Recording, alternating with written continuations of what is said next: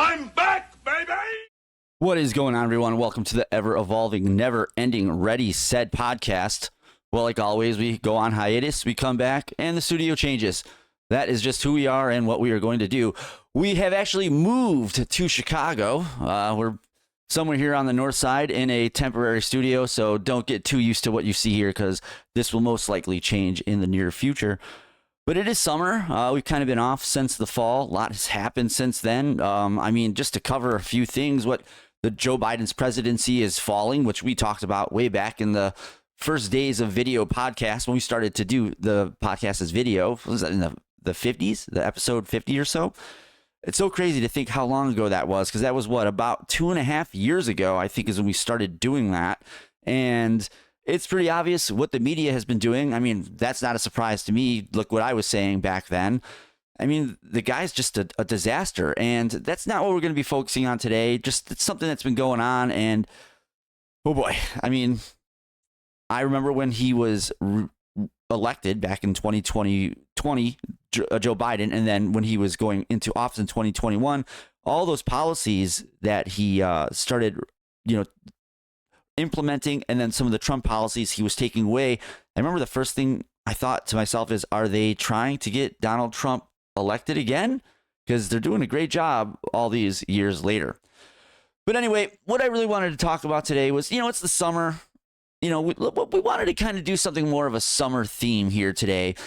And, a lot of the times I start thinking about, what are the things that, everyone has that they always kind of tend to hang on to, you know what I mean? And, the summer, that was the summer for me because, when I was a kid, you get out of school, you have those 3 months of freedom. I grew up on the North Shore of Chicago. So we did in the late 90s, 96 to 2000 was basically those summer years that I really remember.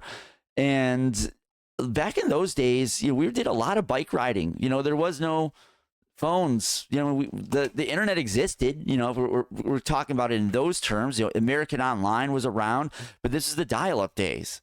There was no, instant access like people have now. For instance, if we wanted to download a photo, you hit the download button and then just walked away and went outside for a little bit.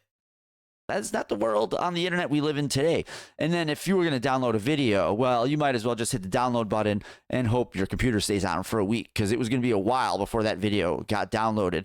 I think these were like 56K modems back then. I think a V90 was really fast, and I think that's like 90,000 bits of information. Either way, you could see it was a different time back then in the late 90s. And I have this affinity for summer for all these years later. The summer still kind of it reminds me of those years. And it's just, as you get older, you kind of get disconnected from those years, but you still kind of remember them. But it's still, you're just kind of stuck hanging on to them, thinking of those memories. And that's always what you'll have is those memories. But as an adult, what I've noticed, the summer, it kind of means something different because, I'm not free like I was when I was a child. You're still got to work, still got to do all of those things. And being an adult is not really the most ideal situation, especially with the theme of what we're talking about with the summer. One of the things I like about summer is it's baseball season. I'm not a big baseball guy. You've noticed through all the years, you got football guy, baseball guy, and then somewhere along the line, there's hockey guy, but they're kind of very rare. You don't really meet the hockey guy too often. Orgy guy! But it's usually football or baseball guy is what I've noticed. And I like both sports. I'm definitely football first, baseball second. And, one of the cool things I like about summer is that, baseball is always around. There's something to watch. But baseball is, it's something that I find that it's Americana. It's classic. You can't go wrong with baseball. And one of the things I've always kind of been fascinated about baseball with is, the statistics that are involved in it. And one of the things that I always kind of found that was funny was there's what I think it's, I might have to correct myself here, but I believe it was like the Eric Mendoza line. And for those wondering, the Eric Mendoza line was basically the point in which someone's batting average no longer justifies their defense being on the field. So you have such a low batting average that no matter how good your defense is, there's just no justifiable reason for you to be on the field. And there's this show that was out a while back called How I Met Your Mother. Really, really great show. And they had this whole thing that I don't remember if this went viral or not, but you do kind of see there's like YouTube's videos and vague references to it. And it was when Barney Stinson was doing the crazy hot scale.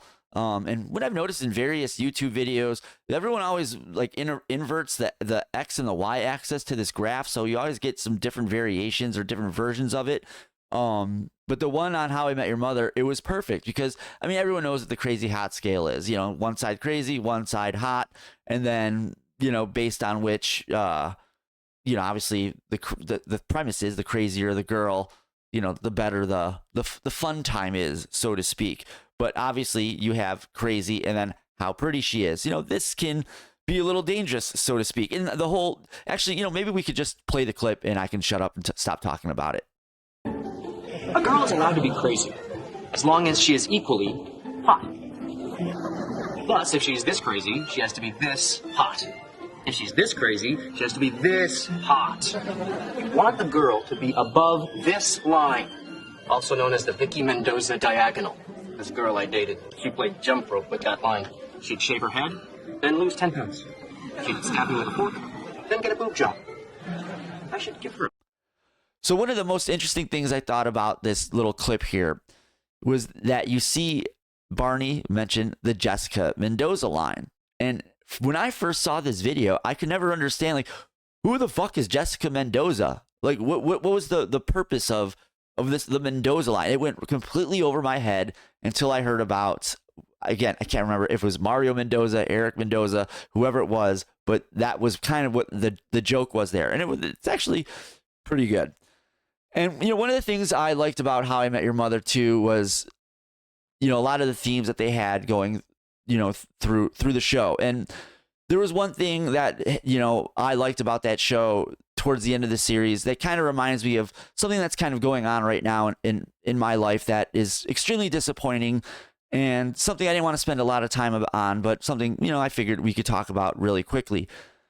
And there's this clip in the show that kind of speaks to the moment. It's an allegory, a metaphor, whatever you want to call it, to kind of what's going on. And I figured we'd play that and we'll discuss it from there.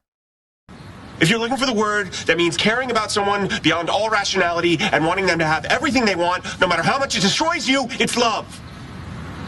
And when you love someone, you don't stop, ever.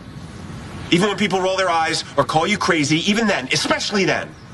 You don't give up, because if I could give up, if I could just, take the whole world's advice and move on and find someone else, that wouldn't be love. That would be some other disposable thing that is not worth fighting for. But that is not what this is.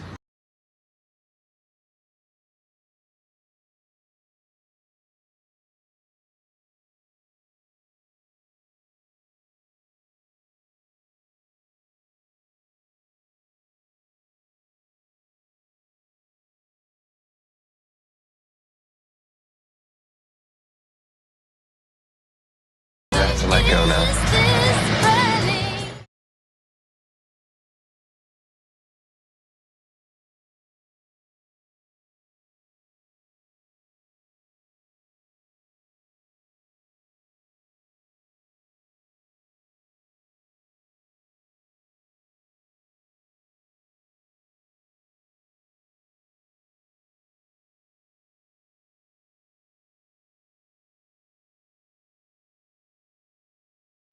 So I really like this clip because it just says a lot about the current situation that I find myself in. And, just hanging on to something over and over and over is never something that's good. It's actually kind of prevented me from wanting to, I guess, be involved in this space year after year. And you're probably asking yourself, Joe, what the hell are you talking about? Well, I mean, in this clip we just watched, I mean, the whole thing that you're kind of watching there is, the theme of letting something go. You know what I mean? If you love something, let it go. I mean, everyone always says if you love something, let it go and it will come back to you, which might be true in this scenario. But in case of the clip we watched, obviously Ted was watching someone that he loved get married to his best friend, so he was forced to let that red balloon go all the way because you can't have it back. I don't know if you watch a show, the red balloon does eventually come back to him, but that's besides the point here. This red balloon that I've been hanging on to, I've just kind of realized, it's time to let it go. And again, you're probably asking yourself, what are you talking about? Summer. We're talking, childhood memories. Like, where could this possibly be going? And I'm here to tell you that it is time for me to let go of the fact that the Chicago Cubs are a good baseball team. I don't know where anyone thought this was going to be going in a direction that would lead to this team competing with the upper echelon of the National League. I mean, they couldn't beat Atlanta back in May. They've been smoked by the Angels recently. Sure, they won 5-0, but then they got beat 7-0. I mean, they started this season out with a run differential almost near plus 70. They're one of the worst teams in the league right now. Barely anyone is batting over 300, if none at all. I mean, I would be surprised if there's anyone on that team batting over 280 at this point. But they're one of the worst teams in the National League. They've gone literally from probably one of the better 5 to 6 teams in the National League in the first 8 weeks of this season to probably the third worst. And who was I thinking that the Cubs are going to do anything this year? Why was I grasping onto this red balloon like that? And here I am. Actually, let me go back here a little bit. I remember saying at the end of May, early June, I think they got swept by St. Louis. This was like right when they lost 3 in a row and just kept dropping series after series after that. And at that point, I knew what we were dealing with was barely a 500 team that basically had all of its deficiencies masked by great starting pitching and timely hitting and a really bad bullpen. And we knew about the bad bullpen in April and the first part of May. That seemed to be what everyone's concern was, not really understanding that really the problem for this team is not the bullpen. It's that they can't hit, they can't clutch hit, and the starting pitching is iffy at best this year. So, like we started off this episode saying, summer's great. I always like looking forward to baseball. I was really looking forward to it this year, and not that I was on the hype train or anything. It wasn't anything like that. I just liked the way they were playing those first few weeks, and it looked like that was sustainable play, especially the way they were hitting. And, the statistics kind of backed that up. The starting pitching, too. But again, the starting pitching really masked a lot of the bad deficiencies on this team that's on the field. We haven't even started talking about what's going on upstairs in the general manager's office or even higher up, because that's where Jed Hoyer is. And I don't know what the fuck that guy is up to. Jed, I got some advice for you. Go for it. Quit pussyfooting around.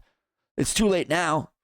Last year you should have shipped off Bellinger somewhere. This whole I'm straddling the fence, but I'm going to go for it. What are you doing? Last year, I don't really understand why they decided to go for it. They were kind of in it, but they weren't. And now they're kind of doing the same thing this year. It's like, you guys aren't going to win anything this year.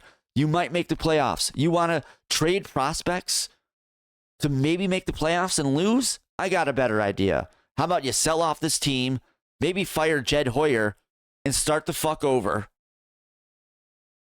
And then maybe, just maybe, I'll go ahead and buy another red balloon next spring.